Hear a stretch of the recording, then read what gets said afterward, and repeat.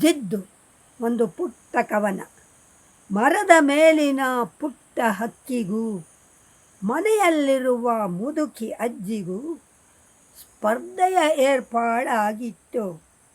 ಬೆಳಗಿನ ಜಾವದಿ ಪ್ರಾಣಾಯಾಮವ ಮಾಡುವೆನೆಂದು ಜಂಬ ಕೊಚ್ಚುವ ಅಜ್ಜಿಗೆ ಪೀಪ್ ಪೀಪ್ ಗುಟ್ಟುವ ಹಕ್ಕಿ ಆಹ್ವಾನವನ್ನು ನೀಡಿತ್ತು.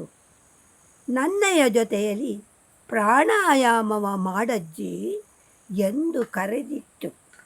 ಸ್ಪರ್ಧೆಗೆ ಒಪ್ಪಿಗೆ ನೀಡಿದ ಅಜ್ಜಿಯು ಹಕ್ಕಿಯ ಪೀಪ್ ಪೀಪ್ ಜೊತೆಯಲ್ಲಿ ರಾಮ ರಾಮ ಎನ್ನುತ್ತಾ ಪ್ರಾಣಾಯಾಮವ ಗೈಯುತ್ತಿರಲು ಶ್ವಾಸ ಸಾಲದೆ ಹಾಕಿದಳು ಫುಲ್ ಸ್ಟಾಪ್.